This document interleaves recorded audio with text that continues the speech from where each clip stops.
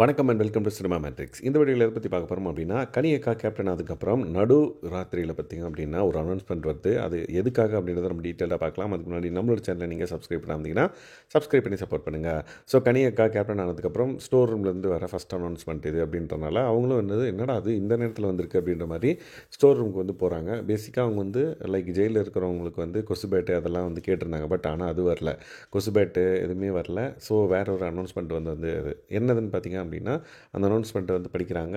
ஜெயிலில் வந்து பார்த்திங்க அப்படின்னா 2 பேர், அரோரா அண்ட் தென் ஆதிரே, இவங்க 2 பேர் இருக்காங்க. ஸோ அங்கே வந்து பார்த்திங்க அப்படின்னா மழை பெய்யுது அப்படின்றனால ரொம்ப குளிரும், அண்ட் தென் பூச்சி நிறையா வருது அப்படின்ற மாதிரி சொல்லிகிட்டே இருந்திருப்பாங்க அரோரா.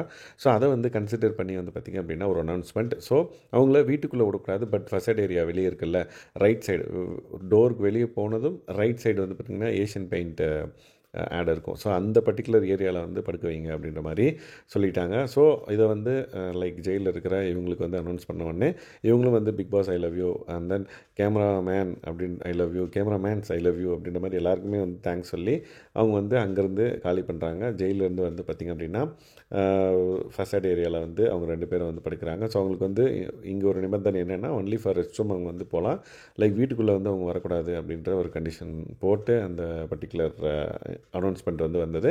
அதுக்கப்புறம் கனியக்கா வந்து அவங்க 2 பேரையும் ரிலீஸ் இல்லை இப்போதைக்கு அந்த ஏரியாவில். இன்கேஸ் மார்னிங் வந்து பார்த்திங்கன்னா மழையெல்லாம் ஸ்டாப் ஆனதுக்கப்புறம் திரும்ப அவங்க ஜெயிலுக்குள்ளே போவாங்க அன்டில் அவங்களோட தண்டனை காலம் முடிகிற வரையும் அப்படின்னு நினைக்கிறேன். ஸோ இந்த பர்டிகுலர் அனௌன்ஸ்மெண்ட் தான் வந்து பார்த்திங்க அப்படின்னா அதுவும் வந்து மிட் நைட் ஏன் வந்ததுன்னா அந்த டைமில் தான் வந்து மழை வந்தது அப்படின்றனால.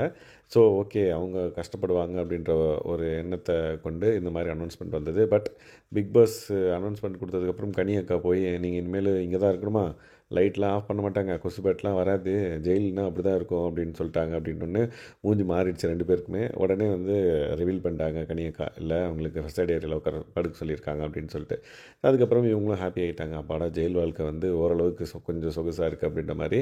அரோரா தென் ஆதிரை வந்து அங்கே போயிட்டாங்க. ஸோ இவங்க 2 பேருக்கும் இன்னொரு அட்வான்டேஜ் என்னென்னா, துஷார் வந்து அரோரா கிட்ட உட்காந்து பேசுவார், ஈவன் கமருதீன் அரோரா கிட்ட வந்து பேசுவாங்க, அதுக்கப்புறம் எஃப்ஜே வந்து ஆதிரை கிட்ட வந்து பேசுவாங்க. அந்த ஏரியா வந்து ஆக்சசபிளாக இருக்கவே அது அவங்களுக்கு வந்து ஓகே சூப்பராக இருக்கும் அப்படின்ற மாதிரி ஜாலியாக வந்து அங்கே படுத்தாங்க.